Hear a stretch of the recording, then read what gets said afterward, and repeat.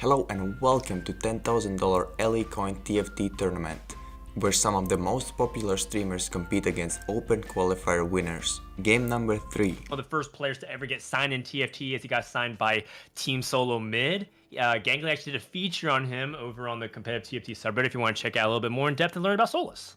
Yeah, absolutely worth checking out. One, Solus, I think, is an underexplored player. He has such a different approach to the game, and it's so fun to hear how he talks and thinks about TFT. And anytime Gangly makes content, I'm out there consuming it, Dan, and I love what he's bringing to the TFT community. And Solus did start off on a big-time L. We see him lose multiple carousel fights somehow, hard to pull off, but he misses his first item. He's running for his second item. Someone else grabs that. He's running for the third item. Someone else grabs that. So he winds up on a tier, not an item he was looking to start, but he does get a raw drop, which if you're going to start tier, getting a raw drop right after, not bad. The game is giving him pretty clear direction into the AP tree, which is an excellent segue for me to be able to say that Dan is wrong about Arcanists. They are not very good. Do not play them unless you want to lose LP. It's clearly a player differential. Some players are able to find success. If you're looking at Sologasong, for example, in EUS, my boy from Germany, the dude never fails the top 4 with that. Let's go ahead and take a look at the augments and see if it influences players in any kind of AP direction. He picks makeshift armor over underdogs. A situation like this popped up in game number 1, but the context was different because the itemization and perhaps Solus's preferences are different, and he has that Yorl opening. So with this makeshift armor pick, what do you think about that, Bryce? So this is an augment that I've really had trouble placing. I have never found to be particularly impactful in my games, but then when you look at the numbers, it's actually not that bad. It's like equivalent to having a Gargoyle Stone Plate plus having 2 units aggroed onto it on level 1. So it's pretty solid statistically to have that across the board. It's, I think, very valuable when you have items you are not looking to slam, which Solus is not. It looks like he's going to lean to a Yordle opener. He probably plays AP from here, but he's at least going to maintain flexibility since he doesn't have a great holder of Archangels unless he winds up making the Ziggs too. So I don't hate it as an opening augment. Mort did allude earlier that it has not been very popular among high elo players. I would love, this is one of those augments that I would love to see the data. There's so much hidden power in certain augments. I would be very curious to see the actual impact of fights at high elo of this augment, but you know what? I guess I'm just never going to be able to see that. We'll have to try to guess it along with everybody else. I mean, it kind of depends on a few different factors. The one thing I do like about makeshift armor is that it's something that scales better over time because as you 2-star higher quality units, they'll have higher base stats, and therefore makeshift armor has more to contribute. Anything from just higher base HP, plate bruisers. Oh wow, slamming a makeshift armor. Oh sorry, slamming a Sunfire Cape this early from Soju, and he's playing a hyper roll. This is really interesting style here. I was not expecting this. Yeah, I wasn't expecting it either, but I absolutely agree with it. When you think about the hyper roll augment, he's already farmed 1 gold off of this Gangplank, and he's got a bruiser opening, so he knows that he's gonna get a lot of value out of that Sunfire potentially. I'm a little surprised to see that Sunfire go on to the Gangplank specifically, because I think it's a unit that he will oftentimes hold on to, but maybe not. Maybe he says, you know what, I'm playing hyper roll. We're not loss streaking. We're win streaking. Mercenary value is dubious at best in that environment, and so instead of playing a loss streak Merc style, I will just lean into win streak and play tempo. He does really want to level here because he's playing hyper roll, so he's found the math puzzle that gets him in order to do this. He's going to be able to play Caitlyn plus that Ziggs and leveling twice. I would assume he's leveling here, Dan, and just being a little cheeky and holding it to the 11th hour so no one sees he's level 5 and positioned specifically around his board. Yep, that's right. Oh. I think that because people can't see how much gold exactly you have, they can only see your interest points, so they can't actually know if you're able to go to level 5. I like the Sunfire Cape on GP. It keeps him a little bit longer, gives him tanky stats, and he is only going to be burning units within his range, which gives him an opportunity to plunder. Is he able to get 1 off of that Poppy? Can he double dip and get 2? It is not going to turn around for that. That Lulu does not have twin shot to also guarantee, or not guarantee, but get double his chances to be able to get that proc. So that's okay, but still able to be way far ahead. His level 5 finds a Braum in the shop. That is so good for his tankiness, and he has a completely replaceable unit right now in that Caitlyn. Yeah, he absolutely can and should replace the Caitlyn under the circumstances. And for a lot of people, you say, well, if he takes out the Caitlyn, he doesn't really have, it's a damage unit. He has plenty of tankiness. Sunfire is your damage. Stall is your damage. And this Braum is certainly going to do a heck of a lot more.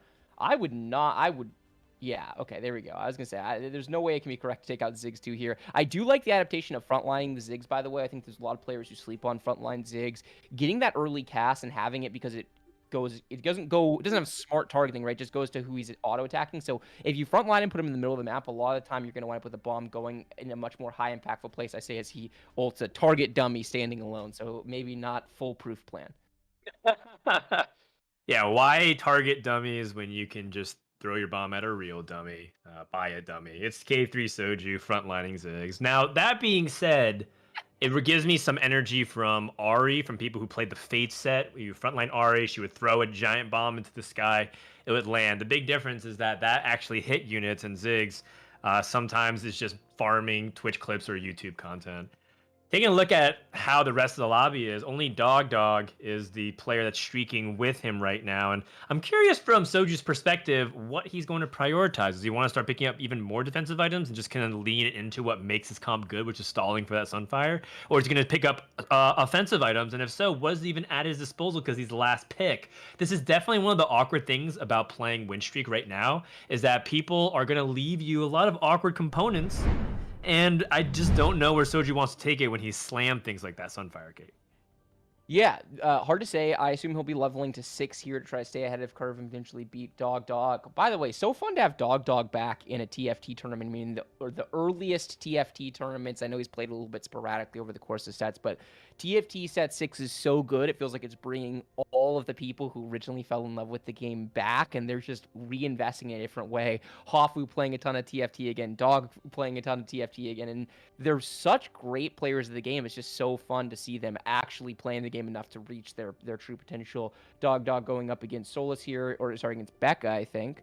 Wait, whose board? Is this Becca's board? It's hard to tell the name. It looks like it is. Anyway, that Twitch getting access into the back line and doing beautiful job auto-attacking across Becca's 2 carries. So we've got 2 versions of damage here. The Malzahar on the back line, the Twitch in the enemy back line, and easily taking care of business against the overall board for Dog to maintain the streak. Now, the question is, will he be able to dodge the man, the myth, legend Soju and maintain that streak all the way through Krugs?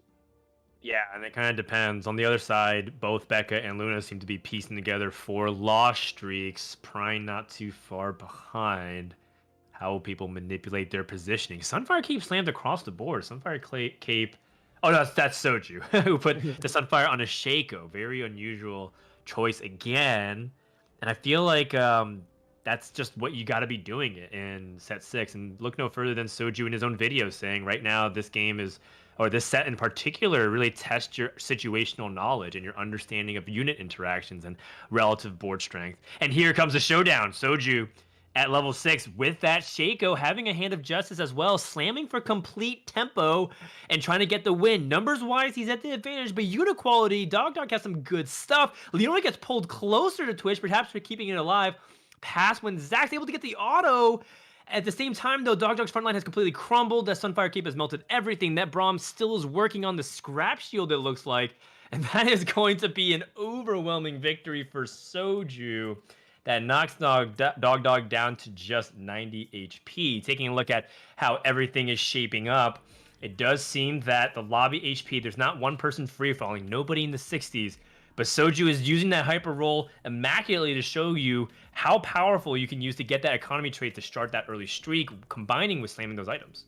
Meanwhile, on the loss streak side, I'm not 1,000% sure, but I think that Becca and Luna both won. Maybe Luna didn't win. I think she's not full loss streak then. But Becca definitely won at 74 HP and staying there. Hit that Tristana 2 going into that round, so maybe played Luna and the board was just a little bit too strong. Dog with that very early Nico's help.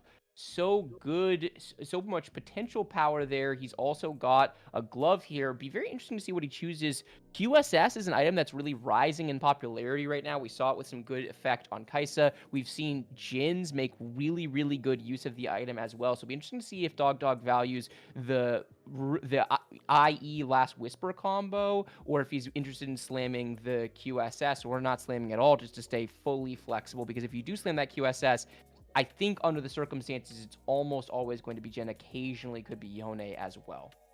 Yeah, it's difficult to say in particular because a lot of people just don't have faith right now in Infinity Edge at highest level. They just feel like Bramble Vest is too prominent and it just cancels out so many different things. And despite people able to utilize that combo very effectively. It just kind of feels like a stars need to align for you to justify it.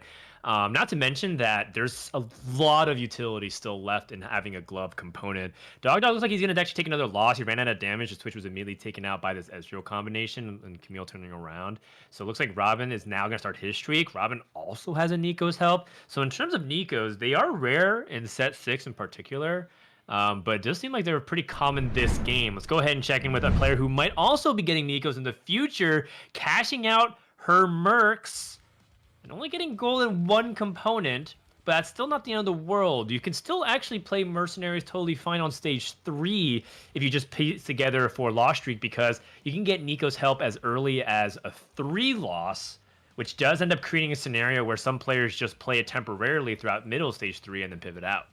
Yeah, Luna in a very interesting kind of middle ground version of Mercs. She's not playing win streak Mercs, but she's not really playing loss streak Mercs now either, cashing out early. And because the value of each loss in Merctree is kind of parabolic growth, right? Each successive loss, you put more and more exciting and powerful things into play. So when you cash out, we know she's never going to wind up with a huge cash out this game. She's not going to have the 8-9 loss Merc where she's having some, she's getting Tactician's Crowns and a bunch of Nikos and 5 costs and all of that kind of stuff. But she's just using it to boost her economy. She's level 6, over 40 gold, plus she's holding, she could actually go to 50 gold here if she wanted to by selling everything on her bench, but she's holding some really impactful units.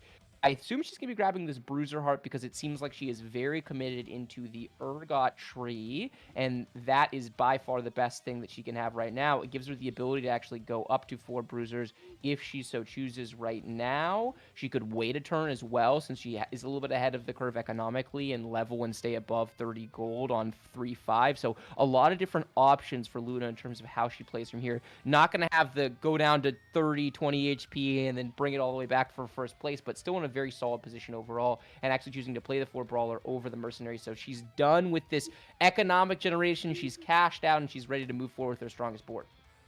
Yeah, and this makes sense to me because the value of a Mercenary is basically a gold, a little bit over 1 gold for winning.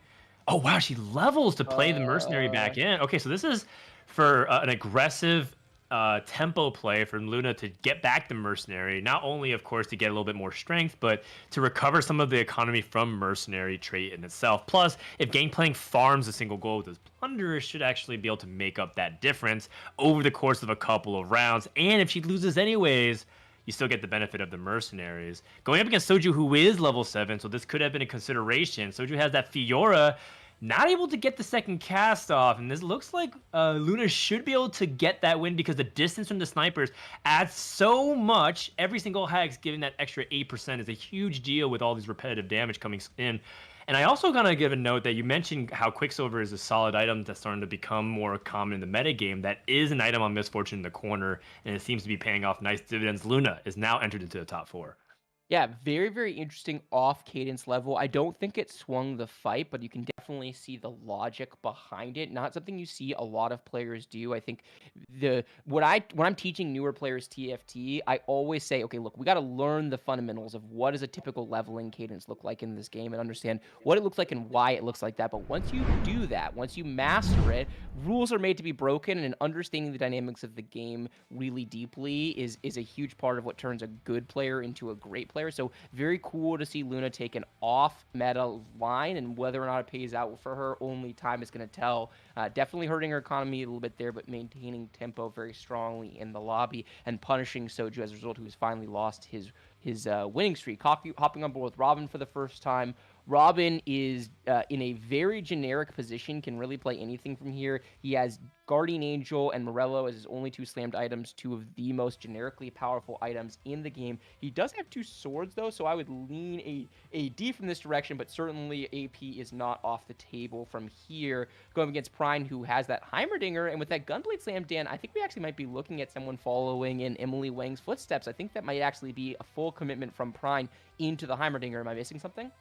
Yeah, I think a lot of it has to do with the fact that you want to hit 6 Scholar, and the only way you can do that is through some kind of augment, unless you get a random tome of traits to enable that. So I like that concept. Some people even decide to build that those items and either play Heimer or Malzahar. Either way, you're committing to a 3-cost reroll and leave it up to Prime, a player that has been unafraid to go against meta. I think one of the things that sticks out to me from his previous, top challenger climbs was back in the Fates Championship. Prime was a dedicated Warlords player. He just loved to go 9 Warlords in any possible way he could, and he actually reached, I think, top 10 doing that style, to the point where me and Bryce looked at his profile and said, "Wait, is this actually legitimate?" And it turns out it wasn't. It was just that Prime did it a lot better than everybody else, and so he was a master of these unconventional reroll comps.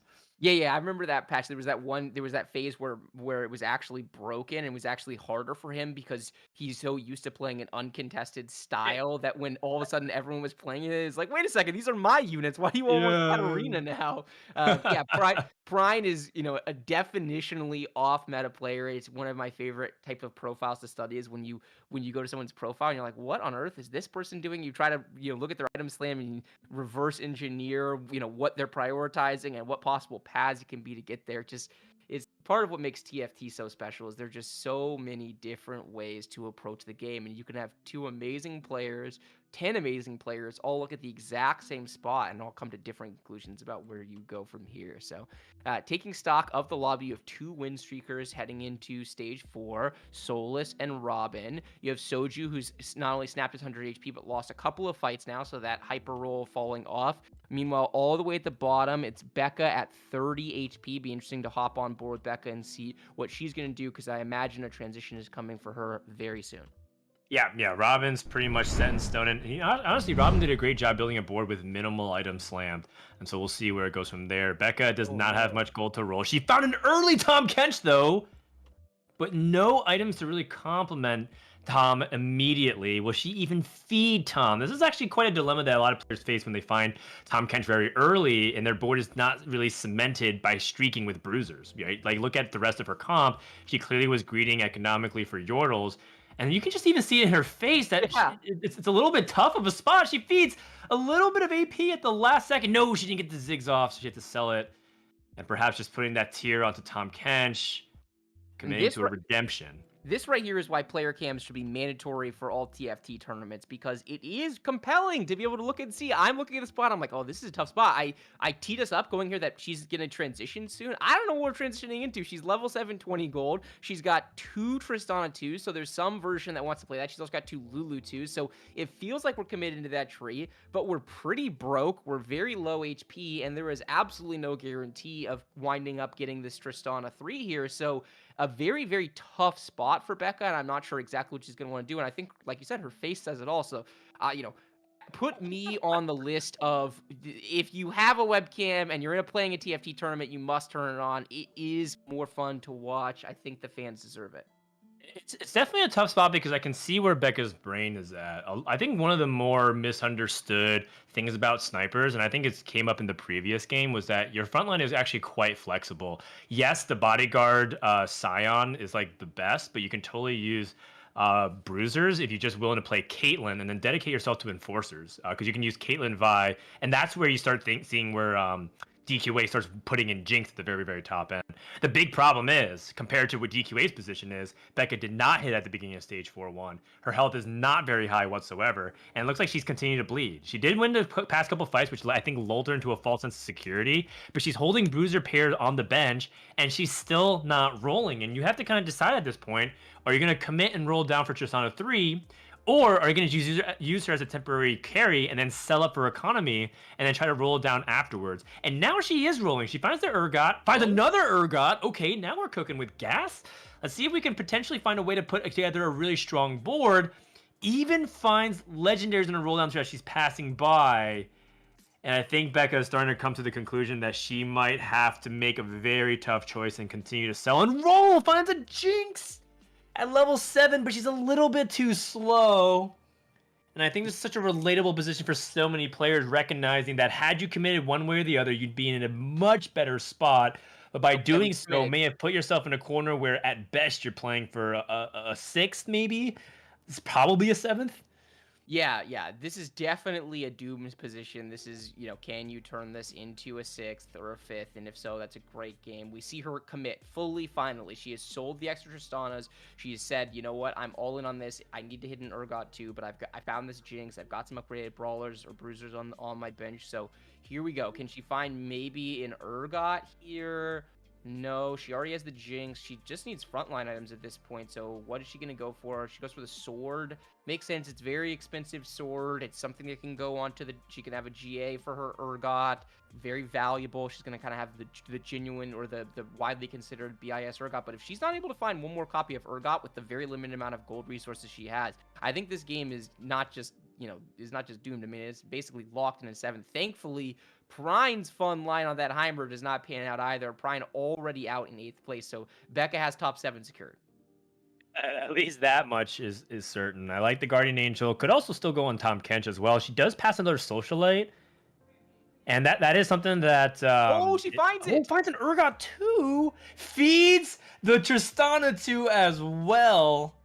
And now can go for a full board pivot. So by all means, her board is not weak. This might be one of the strongest level 7s that we can see.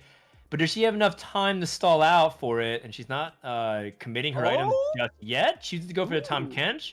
I agree with this concept. I'm actually willing to even place Hand of Justice onto Tom Kench as well and keep the last item on Urgot a little bit more flexible, because if you go for that, then Tom Kench can give you the items. That being said, she's not leaning into Tom Kench. She doesn't have the socialites up, so it's a lot difficult to guarantee it. But look at this pressure, and you mentioned that it is 7th, but Sphinx is also at just a little bit too much hit points for death. And Becca might be pushing her way for at least a 6th, maybe even potentially a 5th, depending on how strong Dog and Luna are. I think it's at least a 6th. Sphinx's spot is even more doomed than Becca's spot was looking. He's going for that Warwick reroll carry. He only has 6 copies of Warwick level 6. He's completely broken. He's on 1 life. So Sphinx is almost guaranteed 7th from the spot. And Becca, it has to be said, got completely bailed out here. She finds that the Tompkins on 7. She finds 3 copies of Urgot on 7. I have gone to level 8 with 65 gold and not found 3 copies of Urgot, Dan. So it feels very satisfying to sit here and watch Becca pull those Urgots out of her Mortdog back pocket. So she's doing what she can with what the game is giving her. She makes a pivot off of the Tristana line she was going for, and we are in a decent spot to maybe be able to somehow find our way into top 4.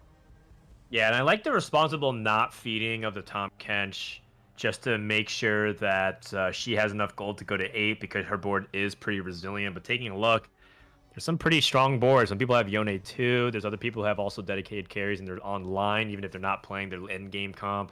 There's a Fiora too coming out from Robin. Fiora definitely making her way in. Binary does give her a showdown, allowing her to multiple cash. You can see Robin even favors the Binary despite the fact that there's 3 items onto that Singed. This Fiora is just casting so frequently, able to wake up and potentially get some more gold here for Becca. Becca might be back in business. That being said, Robin has prepared his transition. He has his Nico still on the bench, so it looks like he's going to get stronger. 2 people streaking at the end of stage 4. We have Luna and Dog, who are making that big push up. Luna hits the Dr. Mundo 2 and Zac 2, so big upgrades to her front line. Oh, you're talking about the discipline feeding the TK, and there she is making the Zyra 2 and feeding it onto this Tom Kench. I love it. She has the gold now to guarantee that she can go to 8. I think what's important is that people end up sabotaging their interest gold repeatedly in order to get to that point. Now that she has that guarantee, and truth be told, her front line is only going to be upgraded right now through Mundo, and hitting a Jinx is not exactly reliable with an extra 5 to 6 gold.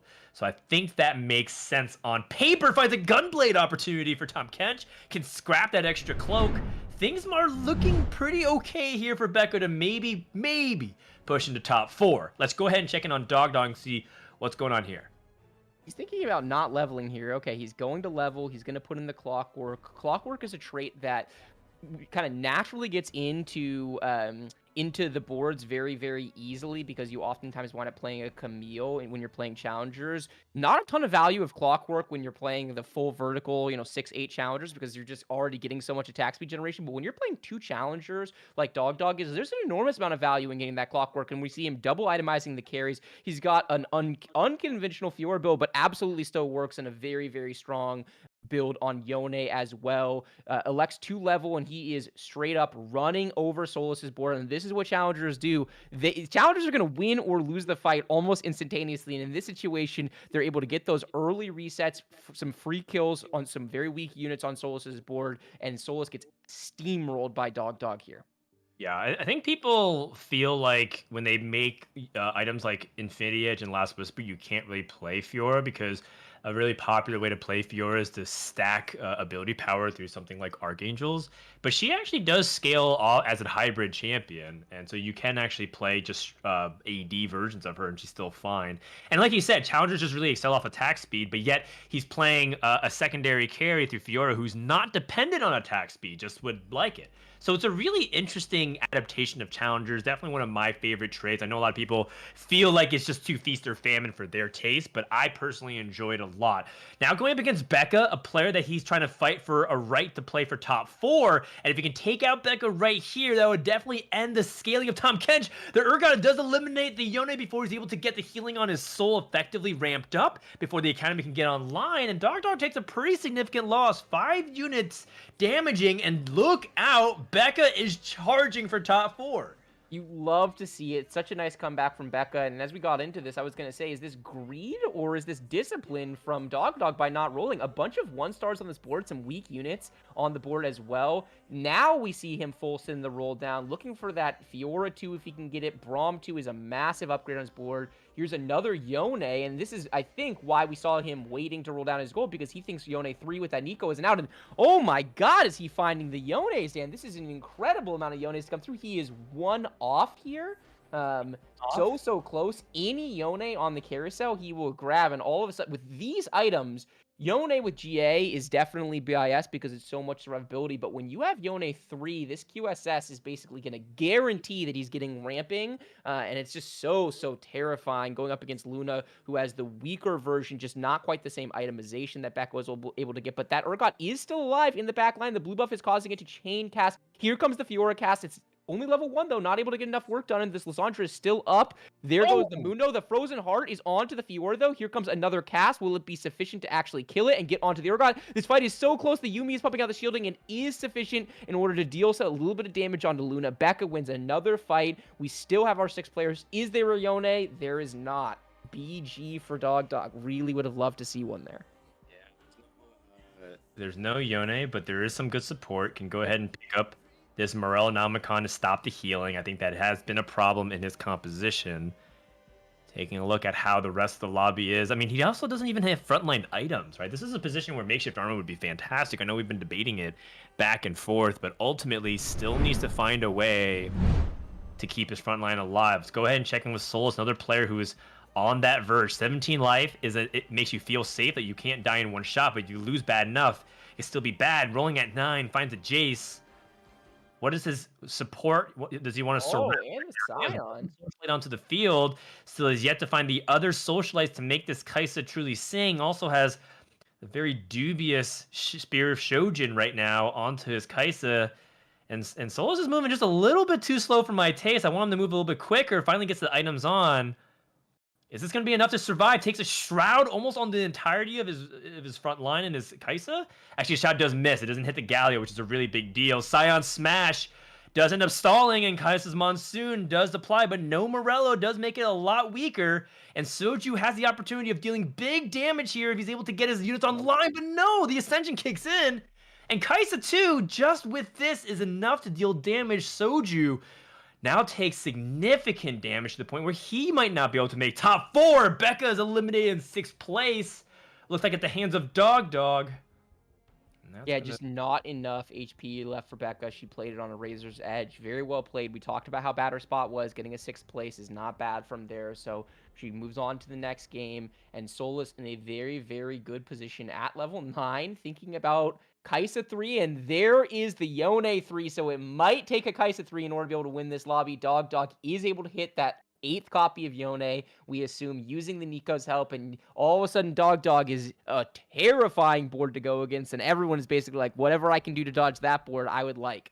we check it out, and I The say everyone's trying to rotation dodge for it. Solus The goes guaranteed caster into the curse. Yone 3. Dog does screw up and gets that Yumi onto the Leona in the front line instead of the Yone. So is that enough? The Kai'Sa is going to slowly ramp up. Yone is stuck onto this massive tank. It's Yone 3, but that doesn't mean you can get through Psy on that right away. Here comes the Kai'Sa. It is ramping up.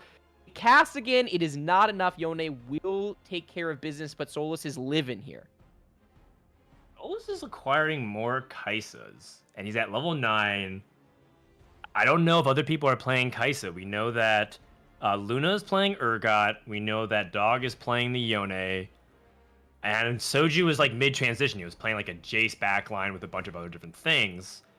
Is this a world where we might see Kai'Sa 3 some way, somehow? I don't think so. The odds are not likely whatsoever. Yeah. First of all, he can barely afford them, right? It's 20 gold worth of Kaisas, and he barely has that. So he needs like 4 Kaisas in the next shop in order to make the magic happen here. I think this is more about denial than it is about going for Kaisa 3. I mean, people aren't playing it yet, but there's an emerging version of it where you play 3 mutants in the Urgot board that's really strong. It's clear to me that Soju would prefer to be playing Kaisa from his spot, right? So I think there's a bunch of people who would really like to have Kaisa if they could, but they can't find it because the man Solus has 5 of them. And the last time we were on Solus's board, we were watching the end of the game where he was holding his enemy at call. I think that Solus really highly values unit denial, and to be honest with you, it's an underappreciated part of TFT that can have huge ramifications for a game, as we see Soju sitting on a Victor 1 with 3 items, and it's just not that scary in comparison to what Kaisa would be, because it takes longer to get the job done. It doesn't deal its damage until much later in the fight, and at 1 star, it's just not good enough in the same way that Kaisa is. It does get that cast off, and it looks like Soju's going to be able to take a fight win here, but barely, and there's no doubt in my mind that Soju's board gets infinitely... Oh, I speak too soon. I should never count Fiora out of fights. Mea culpa, chat. Like, I will... until Fiora is dead, I will never call a fight. All right, well, your words, not mine. Bryce, flip-flopping back and forth. Can't tell what's the action going on, because part of it is it's so hard to recognize how the flow of battle is going with so many 1-star legendaries. Every single one of his carries right now are at 1 star. Oh, yeah, add a Kali potentially to the mix here. Soju frantically trying to figure out how he wants to best utilize his board, keeping the Shroud onto the bench, putting it in front of the Socialite Hex, understanding that that's likely to happen. And as a showdown versus Solus, he has a bunch of his units bunched up. Immediate Shock Blast gate opened up by it, giving the attack speed to Victor. We saw what the Chaos Rays can do. The first cast of Kaisa is going to ramp up with the Monsoon. The Death Rays do eliminate part of the front line, but not enough, and so many units end up surviving that the second cast from this Monsoon is going to wipe the rest of Soju's board. And Soju is down for the count, but it was enough for a top 4, just barely. Robin able to outlive him and get that 3rd place.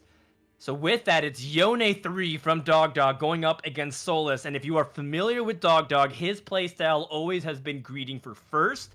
That hasn't been the case for the first 2 games. He's been playing a Narrow's Edge for top 4. This game, it feels like classic Dog, saving Nico all the way to stage 6 and using it for a 3-star Yone to try to close it out. And I don't really think Solus can do it, but if there's one unit that can, Bryce, it is a Kaisa 2 coming out from Solus' side.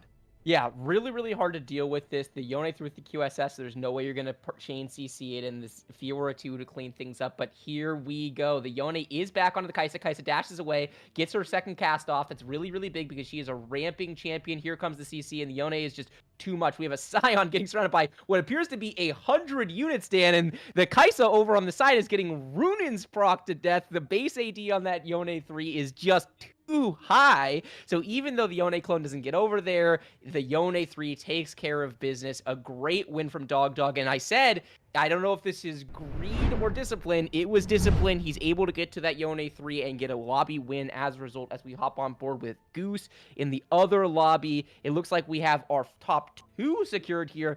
And talk about lobby warping. We have 2 players at 40 HP and everyone else is dead, Dan. Yeah, it looks like it's a situation where players are able to apply a ton of pressure. Oh, look, wait, what's going on here? Can you read the synergy bar for me, Bryce, on the left side of the screen? Yeah, it says 4 Scholar, 1 Cuddly, 3 Academy, 3 Yordle. Sorry, they moved off. I didn't get to finish.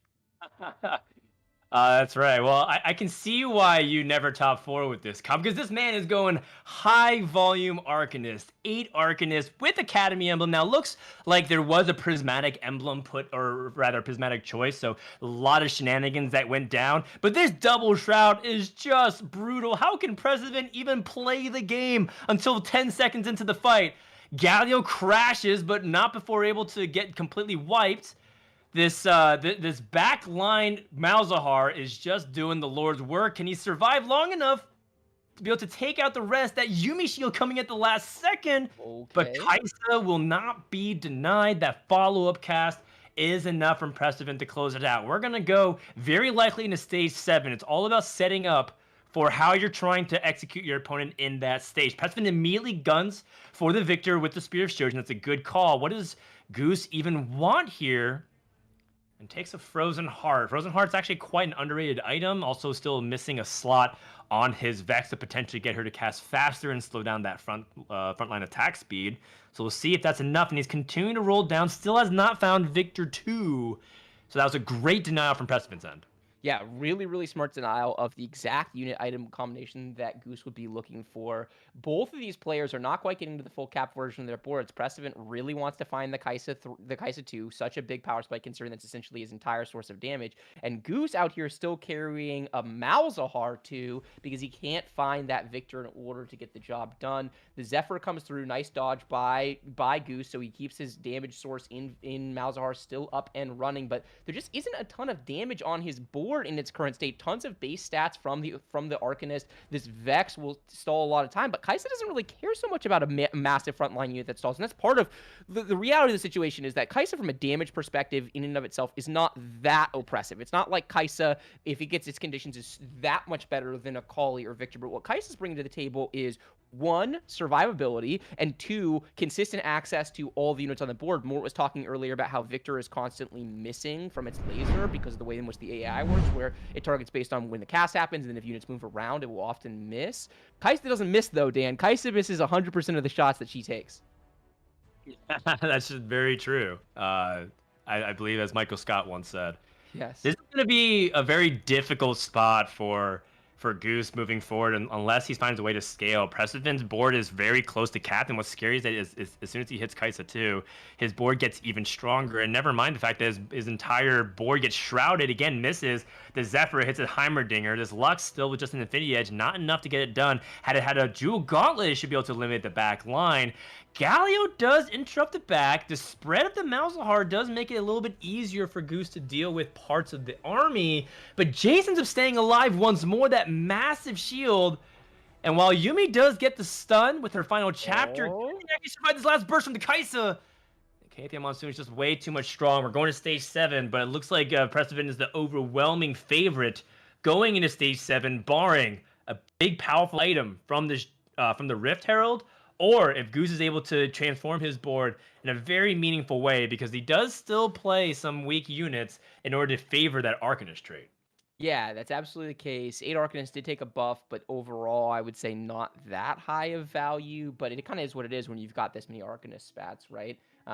Supplementing the board really nicely. The 4 Enchanter board from Prestivan is just really hard to get through, and honestly, I think it's making up for some fairly weak micro that we're watching. So he is missing these Zephyrs time and time again, and I feel like GV8 is essentially getting whatever position he wants. So GV8's like getting the fight conditions, but his board just isn't strong enough, and if his board wasn't strong enough before, here comes a Kaisa 2. So I think it's a really, really tough spot for GV8. Sometimes there's a rock, paper, scissors element to TFT where GV8's board is insane against everyone else, but against this Kaisa mobility, against the 4 Enchanters and the magic resist that comes with it, it does feel like even with the double shroud, it's just too strong. We see that last second move of the Zephyr to the corner and actually does land the Zephyr onto the Victor. I'm talking about his micro. When he heard me talking, P-God has ascended looking for this lobby win.